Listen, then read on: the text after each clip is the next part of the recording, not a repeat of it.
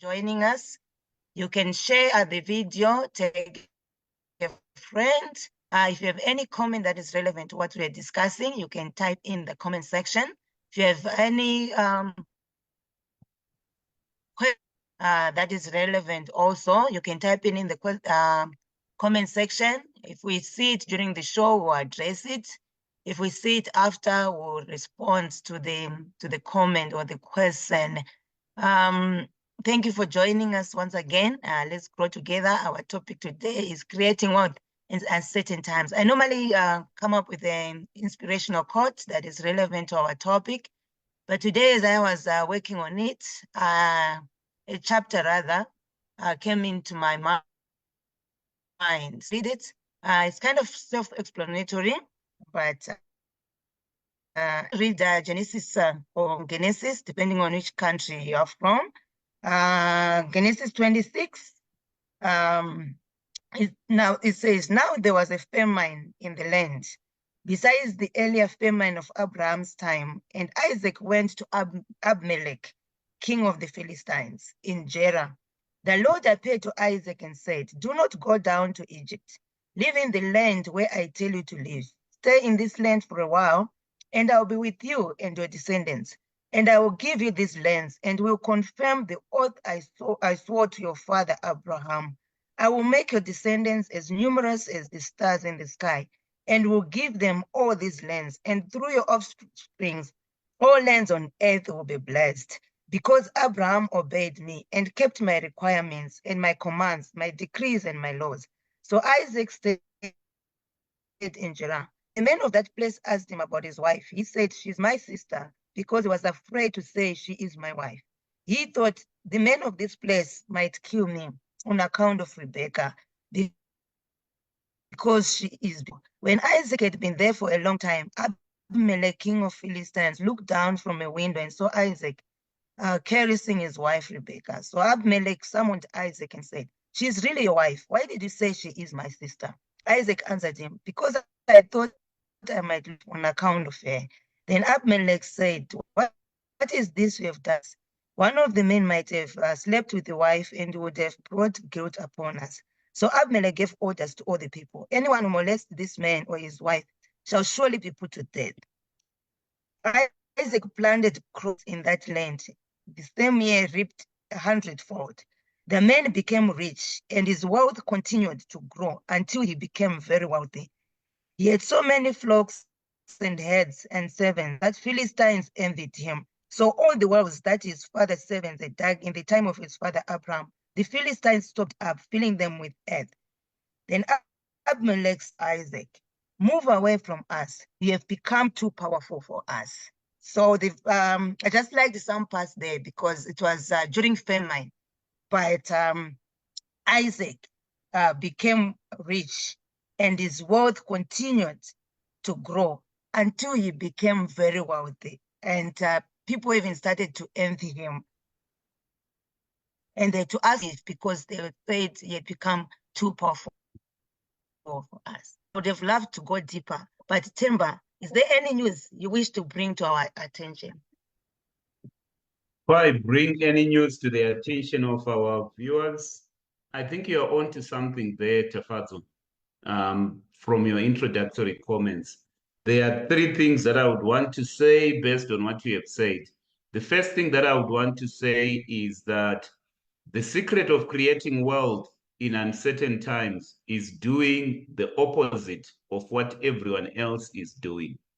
Generally, what happens in uncertain times is that people panic. Generally, what happens in uncertain times is that people take decisions that are motivated by fear, much more than motivated by faith. So one secret of creating wealth in uncertain times is doing exactly the opposite of what everyone else is doing. And we'll elaborate on that, Tafadzon. There is something in investment that we refer to as the herd mentality. The herd mentality is basically group-based behavior. When people think like a herd of cattle, for example, and that's something that we must be very careful, about. The second thought that I would want to bring to the attention of our viewers and our listeners is that at the end of the day, wealth creation is about assets. It's really about assets. So when we talk about creating wealth in uncertain times, we're basically talking about investing in assets that are likely going to go up in value. The third thought that I would want us to explore in this particular presentation is that history has shown that sometimes massive wealth creation happens during times of, let's just call them tectonic shifts, during times of market disruptions. And so we mustn't really be afraid of change. So those are the three thoughts that we'll be exploring in this particular presentation, Tafadzo. But you asked me, is there any news? I would want to talk about three things. The first thing that I would want to talk about is that in South Africa, on Thursday, the South African Reserve Bank kept rates unchanged. They kept the repo rate unchanged at 8.25%. What that means is that the prime rate remains at 11.75%, which is still at a 15-year high. But what was interesting to me are some of the comments that the governor made during the presentation of the decision. And based on those comments, it's very much unlikely that rates will come down significantly until probably towards the end of the year because of the concerns that they still have around inflation. In fact, the summary of what he said is that inflation is expected to reduce only in 2025. So again, that cements our view that rates are not going to come down anytime soon. And it's something that we've been saying for a long time. The second thing that I would want to say, which is news in South Africa at the moment, is the election results. The last time I checked the election results, the ANC was sitting on 40.2%, which is far less than the majority that they require, to govern. And what that means is that the country has entered into uncertain times. It has entered into uncharted territory. It has never happened in the history of this country since democracy that that there is need to form coalition there. But what was interesting to me was the response of the rand since 29 May. I've been monitoring the rand, and the rand so far has fallen down by something like 2% against the major currencies since the 29th of May. And there is, a likelihood that the rand may continue depreciating. It's all dependent on how the coalition talks, actually, pan out. Hence our topic today around, is it possible to create wealth in uncertain times? It's also informed by some of the tectonic shifts that are happening in the political world there.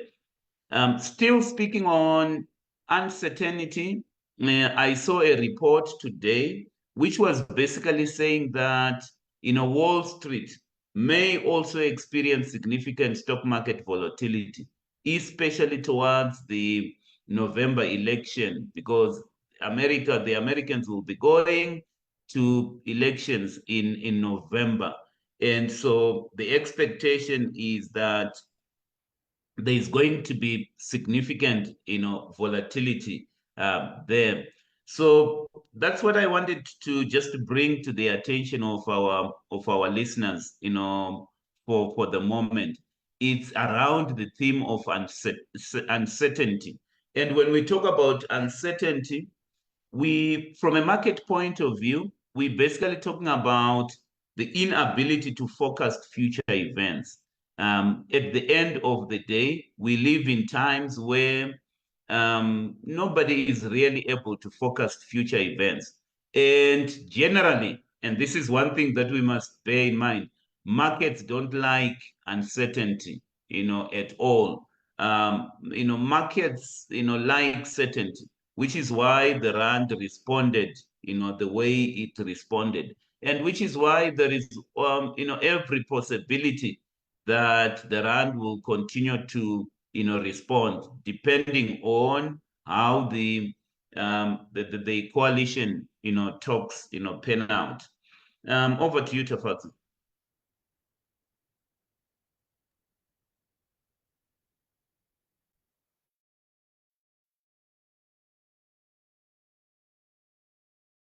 Thank you, Themba, for those insights. Our topic today is creating wealth in uncertain times. Why are we talking about uncertain times?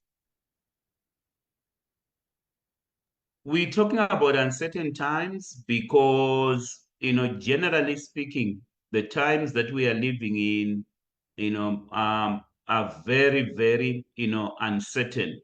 Uncertain because of a number of events, uncertain because of geopolitical conflicts. When we talk about geopolitical conflicts, we're basically talking about the wars that are being fought, but also uncertain from a political point of view. I think if I analyze the results from South Africa, and these are not my words, they are the words of somebody that I was listening to today. They basically said that the political landscape in South Africa is experiencing tectonic shifts. So we've had a situation where a political party that was started 6 months ago has made significant inroads in terms of gaining a constituency, a political constituency. And so many people are worried in terms of what does that mean from an investor, point of view. So those are uncertain times, so uncertain times in South Africa, uncertain times even, on the global political landscape as well. I spoke about the American, elections. So that's why we're talking about uncertain times. The level of uncertainty has increased. I do quite a lot of strategy work, particularly in the public sector. And one of the things that I have seen is that a number of public sector companies have deferred strategic planning until after the elections, because of the uncertainty. Normally, some of them would have concluded their strategic planning process by now. But there was guidance given to them that, wait for the election because of the policy uncertainty, because nobody knows what the governing authorities might actually do in terms of the policies. So that's why we're talking about uncertain times. But generally, in a knowledge-based economy, in this fourth industrial revolution or fifth industrial revolution, it's basically an industrial revolution that is characterized by a lot of uncertainty, by a lot of volatility. And I guess we need to be used to, that volatility. It's an environment where, people can start fighting, at any point. Think of the war that is happening, Russia vis-a-vis in Russia versus Ukraine, and think of the war that is being fought by the Israelis in Gaza. There is a lot of uncertainty. And I can almost predict that because of the uncertainty, we are also going to see political changes, even in Israel, itself. And so there is no question in my mind that we are living in uncertain times. And therefore, what we need to reflect on is it possible to still create wealth in uncertain times? And how do we create wealth in uncertain times? Before I hand over back to you, Tafazo, let me just say something which is something that I was reflecting on. For those of you who are listening to us, put yourself in one of these three categories, right? Category number one, let's just call it the retail space. The retail space or the retail sector consists of individual to whom things happen to, right? These are the people that are saying, oh, it's uncertain times, things are happening, to me, 95% of all the people that you will meet are in the retail space. They are victims of uncertain times. They are victims of inflation. They are victims of government policy changes. They are victim of market dislocations. They are victim of wars. Many people operate in that, retail space. There are a few individuals that you will meet, and I hope you'll be one of them, that will graduate to what I call the wholesale space. The wholesale space is basically people that have identified a niche for themselves. And because they've identified a niche for themselves, these are people that are not concerned about where do I need to invest so that I can make a lot of money. These are people that understand that opportunities exist in niches, right? That's a very important statement that we must never forget. Opportunities do not necessarily exist in markets. Opportunity exists in niches. So in an uncertain time, it's very important to identify your own niche, because it may happen that certain markets that you are used to may actually be dislocated, may actually even be completely disrupted by things that are happening. There is a small category of people out there that are creating niches for themselves. I'm aware of people that, in spite of the uncertainty in the world, in spite of the wars that are currently being fought, in spite of the inflation that is in this world, there is a group of people, and I'm aware of certain people that are pursuing investments in artificial intelligence. Some of those investments they are going to bring to the market. They've identified a niche for themselves. And some of them are creating markets that never used to exist, at all. So uncertain times may actually result in political dislocations, in tectonic shifts, in markets disappearing altogether. But regardless of that, wealth is being created. And wealth is being created by a few group of people who have identified a niche for themselves, right? Regardless of what that niche is.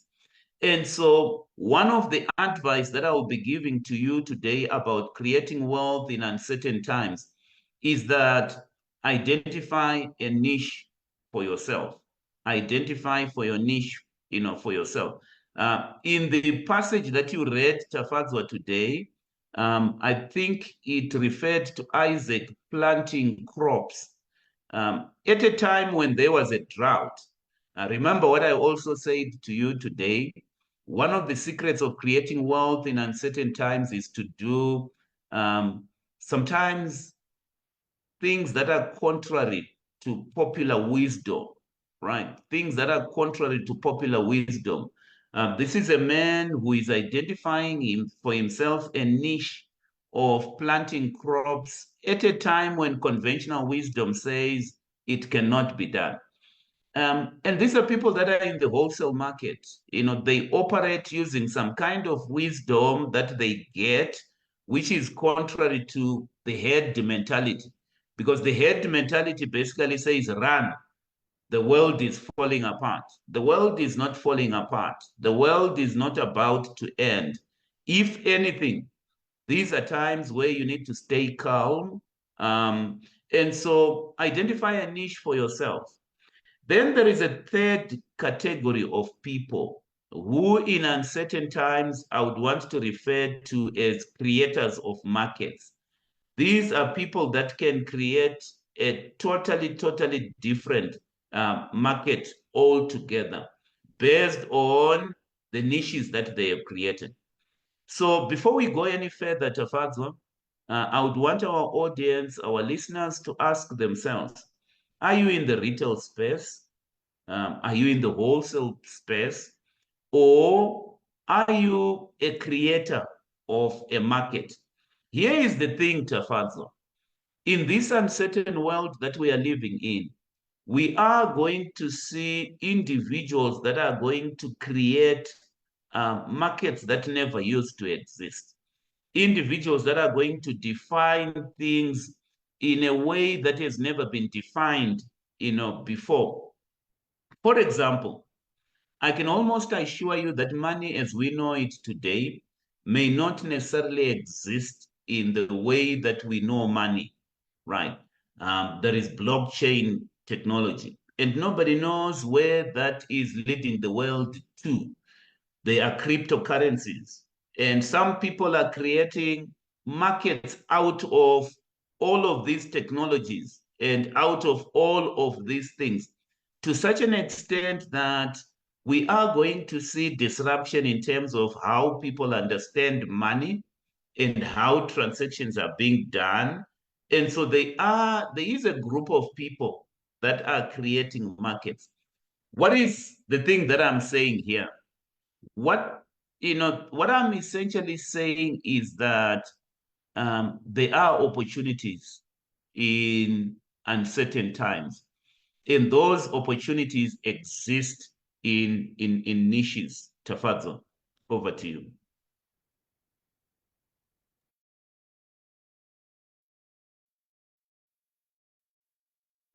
Thank you for those insights. As you were talking, uh, of the Jews, I was listening to someone was talking why Jews are successful in business, and yet there are so few. And they were just explaining how the Jews started. Like, I think they were not wanted, so they started to do business. And because they started to do business, and when they do business, they became a community. And in that community, because they wanted to produce everything for themselves, they had to support each other. And like they would help if someone wants to start a business and it's a Jew, they would help, and they've maintained that culture where Jews support each other, and they buy from each other, and they help even with capital. And yeah, many people even study the Jews when they want to know how to be successful in business. Why is it difficult for us who are, we're even many, those who are not Jews, but we struggle uh, to create successful businesses, these managed in uncertain times? But with us, whether it's certain or uncertain, when we are not as successful as the Jews. I hope I'm making sense in. You're make, you're making a lot of sense, Tafadzo. Um, but before I get to your question, let me just tell you about a book that I have been reading. I haven't finished the book, um, um, at the moment. The book is titled Anti-Fragile. It's written by a guy called, Nassim Nicholas Taleb. Anti-Fragile, things that gain from disorder. Probably I can say quite a lot about that book once I've gone through it. The reason why I was drawn to that book, Tafadzo, is I've actually been studying the whole concept of anti-fragility, there is something that there's a concept called anti-fragility, which, Talib talks about. And anti-fragility is the opposite, obviously, of being fragile. It describes, systems or things that gain from chaos, but may need to survive and flourish. So that concept has been developed by, Nicholas Taleb, who has written many, many, many books and is exploring that concept. The reason why I'm bringing up this concept is that, number one, we need to be resilient. And generally, people that develop resilience tend to thrive even when even when conditions are not very, very certain. And I think, to answer your question, I think one property of Jews is that, they have been resilient over the years. And as part of, being resilient, they have, understood why it is, to exist in community and to develop excellence, right? We will not go into the history. The history is well documented, but sometimes when you go through a history where, everyone is against you, you develop resilience. And, the concept of resilience is something that people are talking about, in business right now. And in fact, as part of my work, Tafadzwa, in business, you would know that we assist companies to put in place resilient systems. And these resilient systems are able to withstand stress, withstand volatility, withstand mistakes, withstand attacks, withstand, failures. And so what is one of the things that we need to do? We need to embed resilience in what we need to do. And that resilience could be, from a psychological point of view. We need to develop resilience. Why is it difficult for us to follow the example of the Jews? For starters, I think it's possible. It's very, very, possible. We would need, number one, to understand that we need to develop systems, because, you can never fight alone. We need to develop systems, and those systems could be in communities. And that's a very, very, important, thing. But we also need people that can lead us in the development of those systems. So if I look ahead, Tafadzo, I think it's possible for people like you and me to even excel probably much more than the Jews have done, which is the example that we have given. Once we understand these concepts of anti-fragility and this concept of resilience, Tafadzo.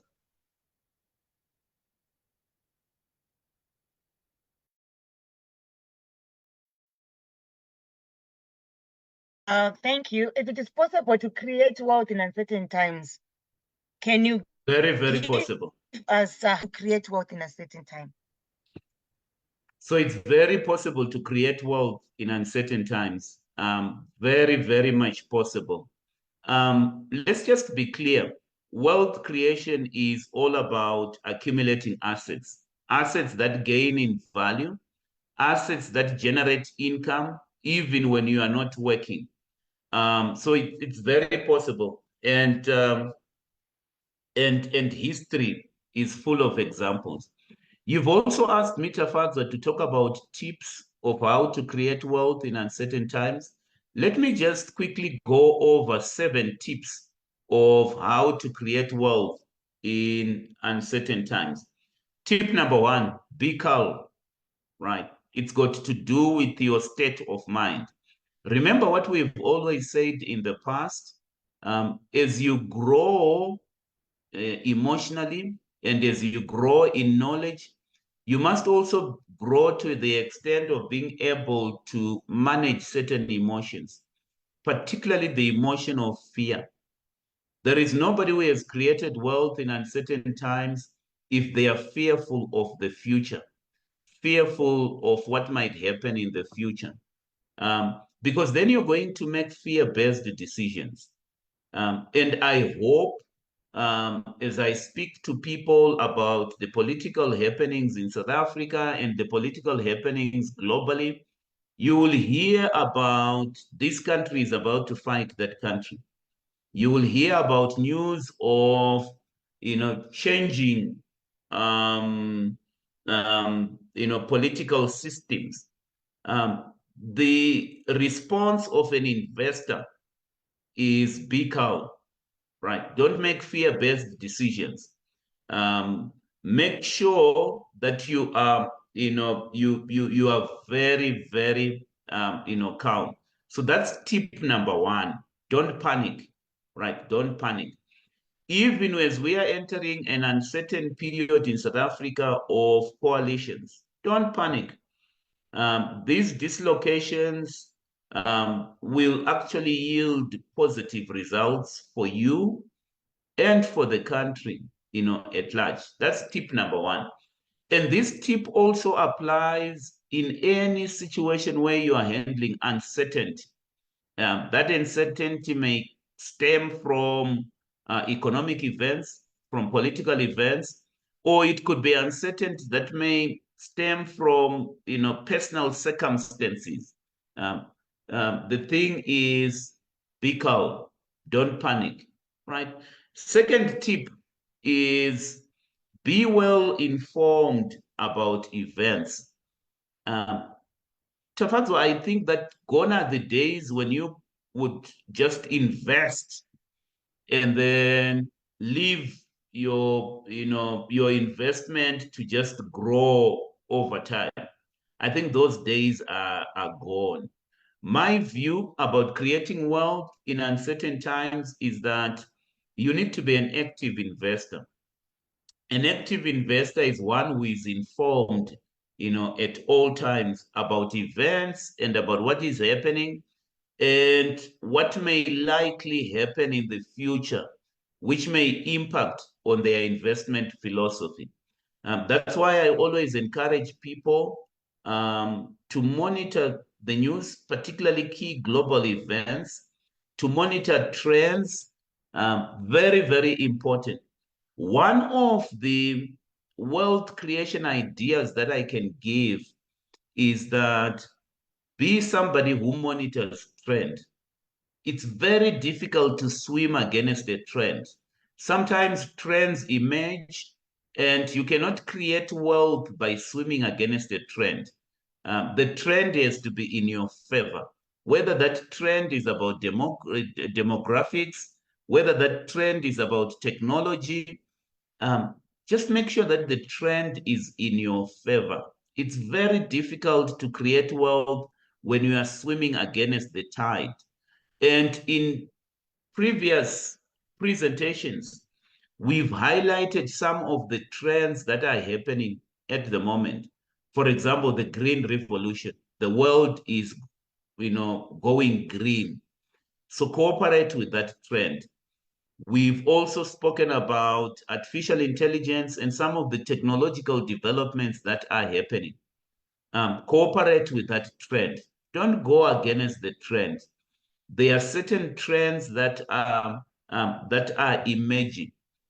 If I look at the political situation in South Africa, and also based on the results that have come out, I think there is a trend that is developing around economic transformation and frustration at the slow pace at which things have been happening. If you reflect on that trend where people are saying, look, um, given the years that we've traveled since democracy, things have not been happening as we have expected. Therefore, probably it's time for us to implement radical policies. That's a trend that is happening. I don't think anybody should swim against that trend. It's a trend that could be in our favor. And so be well informed about events and craft your investment strategy around some of these trends which are, very, very, important. Tip number 3, Tafadzwa, is that don't lose money in uncertain times, which is rule number 1 of creating wealth. Rule number 1 of creating wealth is don't lose the money that you already have.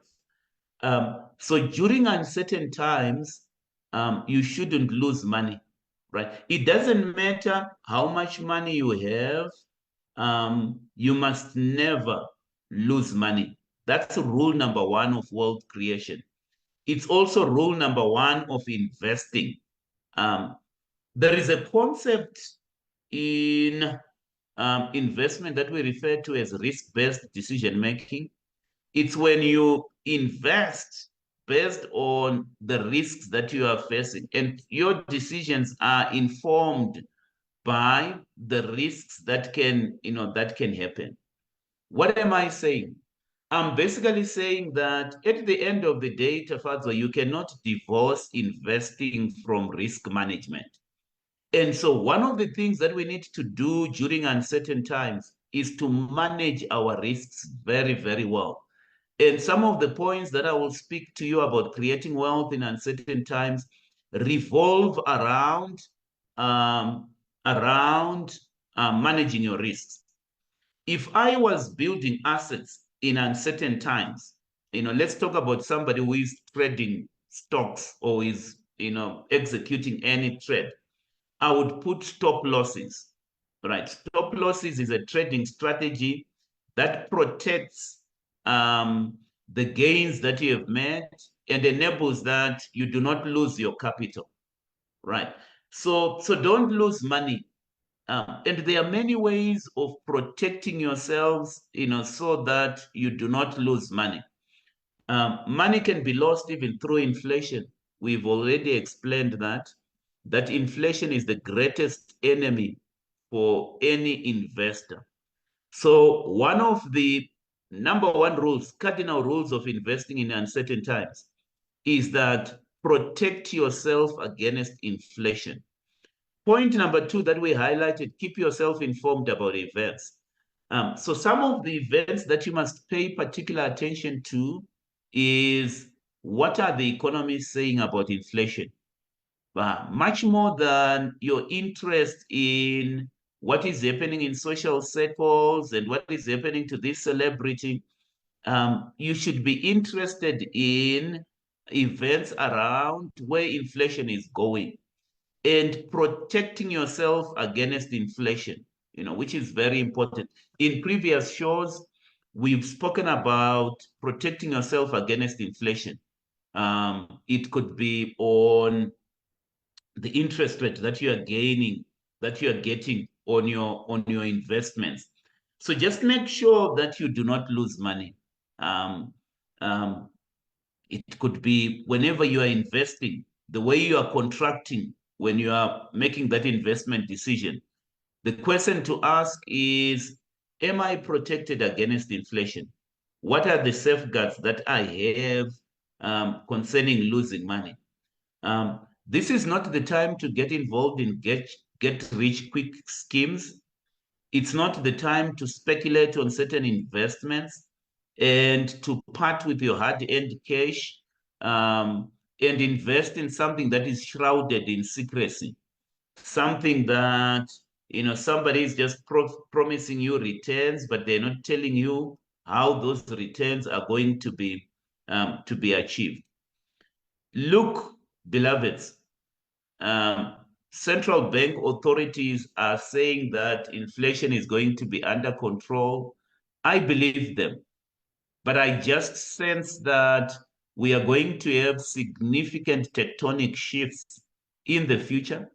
It might not happen in this year, next year, but an astute investor is always prepared for these tectonic shifts. And because they are prepared for these tectonic shifts, they implement certain things. So I've said be calm. I've said be informed about events. I've also said that don't lose money. Make sure that you do not lose money. When I talk about don't lose money, I'm also saying that um, take calculated risks.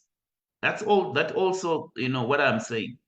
If you are making an investment, be clear about what can go wrong, right? What is it that can go wrong?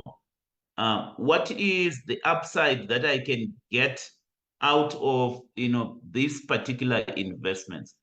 Asking those questions will enable you to calculate the odds, very, very well. When I talk about don't lose money, don't go into an investment where you cannot calculate the odds. All right. Don't, right. Don't go into investments that, you cannot calculate, the odds. This is the time to make investments where the returns could be, asymmetric. I think we've explained that term before. In other words, the odds of you gaining are much, much better than the odds of you losing. And the possibility of you losing, is much, much smaller than the possibility of you gaining. And when you gain, you are likely to gain, in a big way. Tip number 4, diversify. Diversify your income stream. That's how we invest in uncertain times. Diversification is one of the cardinal ways of investing. Don't put all your eggs in one basket, because it's possible to do an investment in oil stocks, and then you'll wake up one day, one country is fighting another country, and the price of oil has actually gone down, and that impacts on your portfolio. So just be diversified. Be diversified in your income stream. I'm talking about diversification, but I'm also alive to the fact that some of the people that are listening to me are employees, and therefore the major stream of income that you have is a salary. And you're asking me, how do I diversify? Right, 3 ideas that I would want to give you. Idea number 1, when you have got time, start a side hustle so that you can generate some form of income. That's a good thing to do, particularly in these uncertain times. In uncertain times, we always aim um, to create alternative sources of income. Idea number 2, partner with like-minded people and invest in significant projects and assets. Your own capital on your own may not take you far, but instead of having a group of friends where you spend time just talking about what is happening in the communities and gossiping, start an investment club. Pull resources together. I think Tafazo, you spoke about what the Jewish community does, where they would want the money to circulate in their own community. That's what we would want to do. In uncertain times, we would need to huddle together. We would need to partner. Partnership with like-minded people is a very good strategy, survival strategy, particularly in uncertain times. You will have to recognize that there are things that you cannot do on your own, but it will, require you to partner with certain people. I'm not only talking about partnership which involve people that have got money. I'm also talking about partnerships which involve, people with different resources. So for example, you may have the knowledge, you may have the idea, but you may want to partner with somebody who's got money, but they don't have the ideas. We call those strategic partnerships. Strategic partnerships is when you partner with somebody who's got a resource that you do not have. But when you come together in your partnership, you are much better than one person operating on their own. So that's the second idea that I would want to give you about creating wealth in uncertain times. It's all about strategic partnerships. It's about building networks of people. Partner with people that have got wisdom. You know, you might not be like Isaac, who gets wisdom directly from God, but sometimes you may need to partner with wise people. Probably that's a very good investment survival strategy in uncertain times. I can tell you now, the world is not, um, the world is full of wise people. There is always wisdom. And the more access you can have to wisdom in uncertain times, the more you are likely to go ahead in what you're going to do. That's how you create wealth in uncertain times. You've got to have access to wisdom that people do not have. And sometimes having access to that wisdom, let's not spiritualize this concept, because sometimes people tend to spiritualize some of these concepts. In my mind, one way of you accessing wisdom that people do not have, it's by socializing and being part of networks where people have got inside knowledge about what is actually happening. Remember what I said. We categorize people into three categories: the retail space, the wholesale space, and creators of markets. And what I have observed through wisdom over times is that people in each of those three categories tend to move in certain social circles. And in those social circles, if you look at people in the retail space, they spend most of their times discussing useless things that have nothing to do with advancing them and taking them to the next level. The people that are in the wholesale space, I'm talking about people that are creating a niche. They also move in their social circles. And so one of the ways in which you can access the wisdom that is moving in some of these spaces is by networking with people in those sectors. So how do you, for example, survive and create wealth in uncertain times? Just upgrade yourself, upgrade your networks, network with people that are creating a niche. If you don't do that, and you network with people that are in the retail space who form 95% of the population, you're not going to go anywhere. Idea number three is that be consistent in your investment. Um, there are two assets that have been proven to create wealth even in uncertain times. And those assets are stocks, those assets are properties, and we've also been talking about alternative investments. I don't think you can go wrong in investing in any of those asset classes, particularly in uncertain times. There. So we've spoken about diversification. Then number five, don't forget the conventional wisdom of creating emergency funds, the conventional wisdom of taking out insurance. Um, though that conventional wisdom is very, very, important. So in uncertain times, they can be wealth destruction as well, destruction of wealth. And people that operate with emergency reserves tend to be resilient. We've been talking about resilient, um, and I started by talking about mental resilience, staying calm, but also there is financial resilience.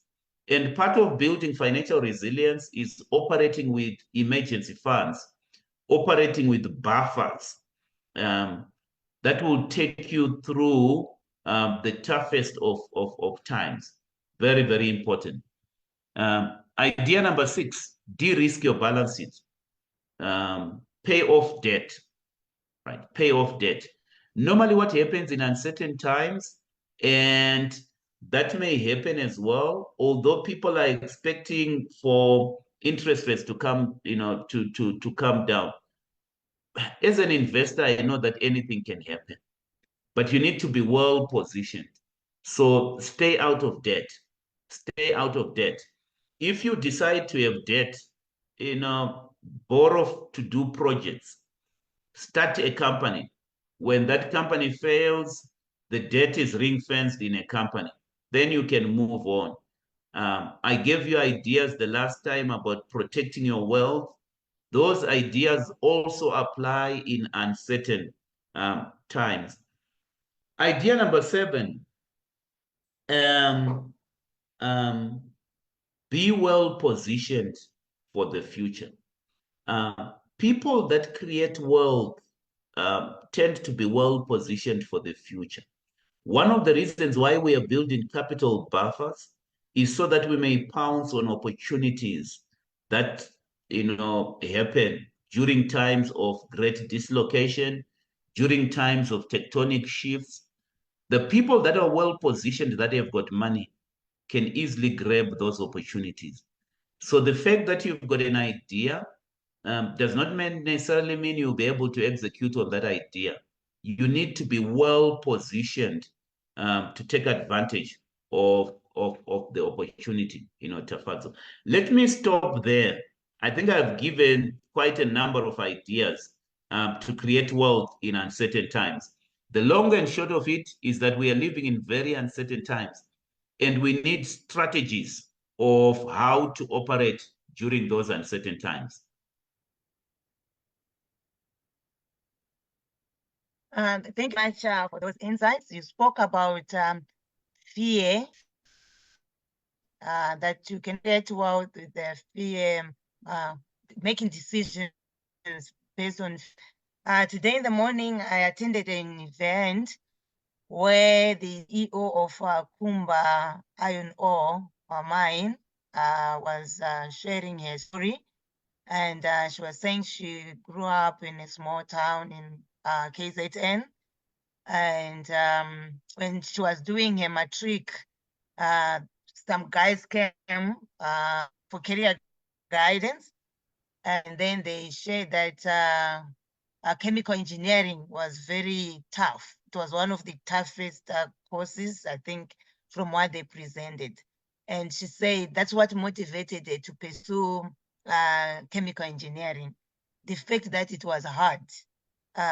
She won in her mind, she told herself it's possible to excel in this, despite that they've treated it as a very difficult course. So yeah, I just thought, as we're talking about the mind and uncertainty, those who have made it have been presented with difficult challenges, but they've seen possibilities in those difficulties and found ways to work around it. Now she's a CEO, but what motivated her was how she was going to excel in a course which she had no idea about, but because she just wanted that challenge, say this is hard, but others made it. So if others have made it during difficult times, it means, someone once said, every door can be opened. You just need to have the right key. So I believe with what Themba has been sharing, those were the keys. You may be on the right door, but if you don't have the key or the right key, you will not get in. I was talking to someone yesterday from Zimbabwe, and we're just discussing that there was an era in Zimbabwe where people just wake up and they're rich. They have Lamborghinis, they have all the sports cars, and all the big, nice houses. So we're discussing that these days it's not like it's very popular, but then he quoted one or two was still quite popular in that regard. And you spoke, Themba, about get rich quick. Normally in certain times, sometimes there's that temptation, fall back on days where we wake up rich. We don't have to go through the hard, we don't have to work hard or to go through the systems or when I started speaking, I spoke about Isaac, who became rich and became prosperous because the Lord was with him. So I was just being reminded of Isaiah 48:17, which says, that says the Lord your Redeemer, the Holy One of Israel. I'm the Lord your God, who teaches you to profit, who leads you by the way you should go. And also Deuteronomy 28, if you are going to prosper following God's ways, there's a lot of promise in the word of God, where God promises to prosper us despite the uncertainty, despite the environment. Because as I mentioned earlier, when uncertainty, there's that pressure, there's that temptation to want to wake up rich, to do it the easier way. Suffering is not easy. But before I give it to Themba, I just wanted to quote Deuteronomy 28 from verse 9 to 12. It says, the Lord will establish you as his holy people, as he has promised you on earth. If you keep his code of the Lord your God and walk in his ways, then all people on earth will see that you are called by the name of the Lord, and they will fear you. The Lord will grant you abundant prosperity, fruit of your womb, the young one of your stock, and the crops of your ground. In the land is what your forefathers. The Lord will open heavens, the storehouse of his bounty, to send rain on your land in season and to bless all the work of your hands. You will lend to many nations, to borrow from none. So if we're going to trust God to help us create wealth in uncertain times, he's able to do that, and it's possible. Themba, what are your remarks, and how can people get hold of you? So my closing remarks is going back to what we said. We are living in very uncertain times. Secondly, one of the secrets of creating wealth in uncertain time is to do the opposite of what everyone else, is doing.